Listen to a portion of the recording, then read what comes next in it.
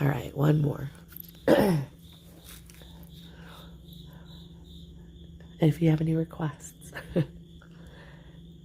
This one's about STDs, by the way. Excuse me, it's called spreading blame. Chlamydia, herpes, gonorrhea, syphilis. No, not fancy celebrity baby names. They're obviously STDs, and they're far more popular than any celebrity ever could be. But where did they come from? Who was the first dude with crotch crickets? Who's to blame for the spread of genital grease? Well, if you're ready and willing to learn, you've come to the right place. Although I'd advise you to use protection as we move forward. See, the medieval times were not only full of land wars, they were full of personal wars. The kind of personal wars fought below the belt and behind closed doors. And dragons did exist, except they weren't the big, menacing, fire-breathing monsters you'd like to imagine. Dragons were actually just scaly dicks caused by syphilis, and the fire breathing was a burning sensation experienced while pissing.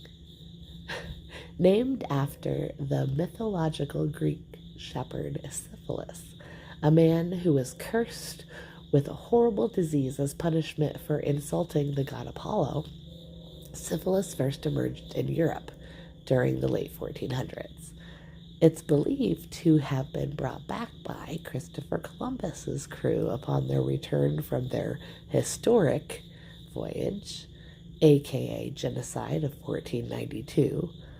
Seriously, we all know about the fucked up shit you did in the Americas, but what the bloody fuck was happening on that boat, Christopher? After killing an estimated 10 million during the late 15th century, syphilis had the doctors of the time so confused and scared that they refused to even write its name. And nobody wanted their country to be blamed for the sour saddle rash. The French called it the Spanish disease. The Spanish called it Neapolitan disease. The Germans called it Dutch disease, and so on. Honestly, I kind of think it was just a way for closed-minded fucks to keep their kids from dating foreigners. Anyway, it was really just one big blame game, same as today, as STDs continue to spread, evolve, and adhere to all levels of Darwinism, eventually developing into herpes, chlamydia, and extremely clingy boyfriends and girlfriends. While this story definitely won't prevent you from getting one, good luck with that, but at least now you have a better sense of where all the trouser trouble came from. For real though, thank God for things like condoms and penicillin, and smart decisions. Make good choices, you dirty, beautiful idiots. All right, well, that was fun.